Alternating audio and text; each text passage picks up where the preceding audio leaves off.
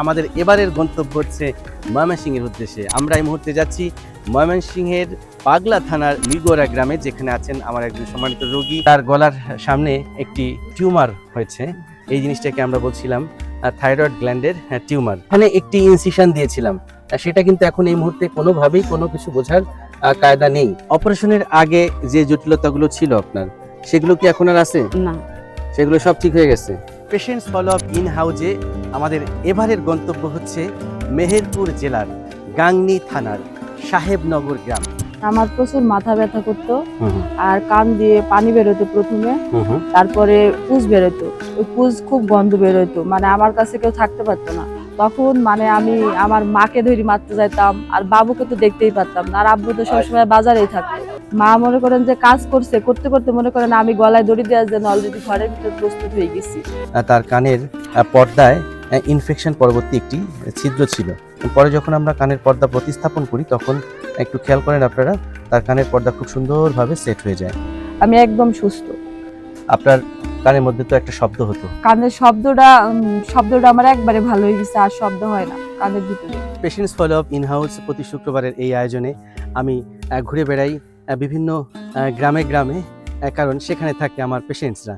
আর এবারে যে পেশেন্ট, সে হচ্ছে আমারই বন্ধু। আপনার কি কি কষ্ট হইতো যখন প্রথম আপনি আমার চেম্বারে এসেছিলেন?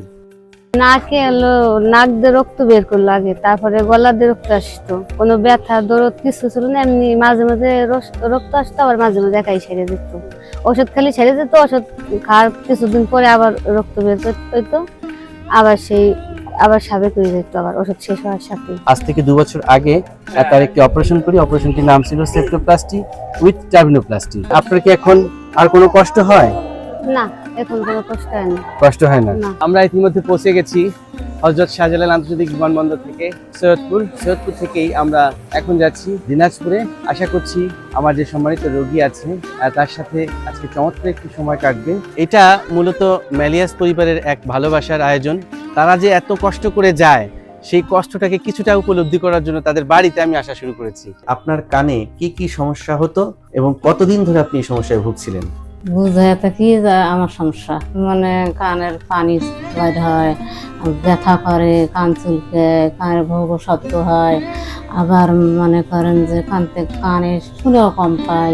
তার দুটি কানের পর্দায় ছিদ্র, এই দুটো হচ্ছে ডান পাশ, এই দুটো হচ্ছে বাম পাশ। এই জায়গা দিয়ে আমরা ইনসিশন দিয়ে ঢুকেছিলাম, এই চামড়ার নিচ থেকে আমরা পর্দা নিয়েছিলাম, পর্দা নিয়ে সেটাকে রিপ্লেস করেছি। এখন যদি আমি ঘরে কথা বলি, ও বাইরে থেকে বলে যে কি করছিস, আমি কিন্তু শুনতে পাইছি।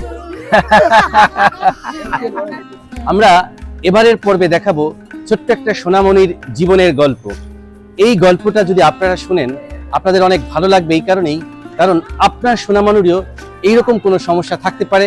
এই হচ্ছে ফিহা মামনি, যাকে আমি অপারেশন করেছিলাম। আমাকে দেখার সাথে সাথে কিন্তু সে দৌড়ে আসলো। তোমার জন্য একটি সুন্দর একটি ড্রেস আনা হয়েছে, এইটা তুমি আজকে পরে আমাকে দেখাবা, ঠিক আছে? তুমি এখন কেমন আছো বলো? ভালো। অনেক ভালো। আচ্ছা আচ্ছা, তোমার কি কোনো অপারেশন হয়েছিল? কি অপারেশন হয়েছিল? ও এটা বলার সাথে সাথে ও আসলে হা করলো, কারণ যখন ও আমার কাছে আসে আমি ঠিক একইভাবে ওর গলা হা করে আমরা দেখেছিলাম। আজকেও বরাবরের মতন একটু ওর গলার ভিতরটা দেখে নিলাম। ফ্যান্টাস্টিক।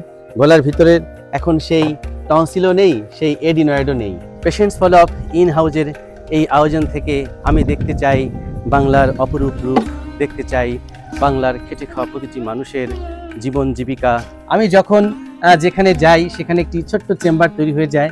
মূলত এটি পেশেন্টস ফলো আপ ইন হাউজের একটা স্পেশাল চেম্বার। আপনি যখন প্রথম আমার কাছে আসেন, আপনার সেই সময় কানে কি কি সমস্যা হয়েছিল একটু মনে আছে?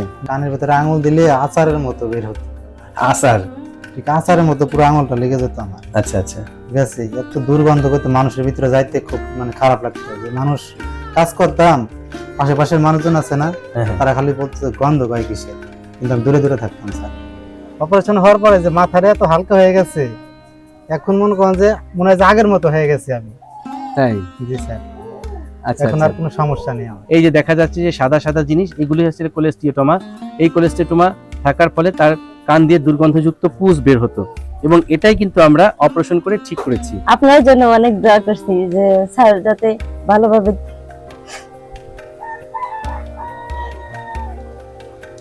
চিকিৎসাটা করতে পারে, অপারেশনে সাকসেস হয়, স্যার যেন আমার স্বামীকে ভালো করে দিতে পারে, সবসময় দোয়া করছি। আপনার ছেলে তো এখন সুস্থ, হ্যাঁ, এখন আপনার কেমন লাগে? ভালো লাগে। আমি চাই যেন এই চোখের জল না থাকে। হ্যাঁ, মানুষ দুইভাবে কাঁদে, একটি হচ্ছে অতি কষ্টে আর একটা হচ্ছে অতি আনন্দে। আমি চাই মানুষের থাকুক চোখের জল আনন্দের জল হয়ে। পেশেন্টস ফলো আপ ইন হাউজে আমাদের এবারের গন্তব্য গাজীপুর জেলার বাউপাড়া গ্রাম। আমার যেহেতু মেইন উদ্দেশ্য আপনাকে ফলো আপ করা, আপনি কি একটু স্মৃতিচারণ করতে পারবেন আসলে কি হয়েছিল আপনার গলার সামনে, বা আপনি কখন এটা প্রথম ডিটেক্ট করতে পারলেন? প্রথম স্যার আমি ঘুরে ঘুম থেকে ওঠার পরে আমি এখানে হাত দিই, আমার একটা ছোট গুটার মতো লাগে, মানে যাকে বলে বিচির মতো লাগে, দানার মতো লাগে। হাত দিলে বোঝা যাইতো, ঢুক দিলে ভেতরে চলে যেত। হঠাৎ করে একদিন এরকম পুরা গলাটা ফুলে গেল, সরাসরি চলে গেলাম ঢাকা। ওখানে আমার সম্পূর্ণ টেস্ট আবার পুনরায় করানোর পরে আমার বলে যে ক্যান্সার হয়েছে। থাইরয়েড গ্ল্যান্ডে কয়েক ধরনের ক্যান্সার টিউমার হয়ে থাকে, তার মধ্যে মোস্ট কমন যে ক্যান্সার টিউমারটি সেটির নাম হচ্ছে প্যাপিলারি কার্সিনোমা অফ থাইরয়েড। এমনভাবে সার্জারিটি করেছি যাতে তার স্কিনে কোনো কিছু টের না পাওয়া যায়, এবং আজকে সে পূর্ণ সুস্থ হয়েই কিন্তু এই যে আনন্দ করছে তার স্বামীর পাশে বসে। এটাই তো আমরা চেয়েছিলাম। দেখা হবে অন্য কোনো এক শুক্রবারে অন্য কোনো পেশেন্টদের বাড়িতে, পেশেন্টস ফলো আপ ইন হাউসে। আমি বিদায় নিচ্ছি আজকে, doctor Basudeb Kumar Saha, Malleus ENT specialised hospital limited.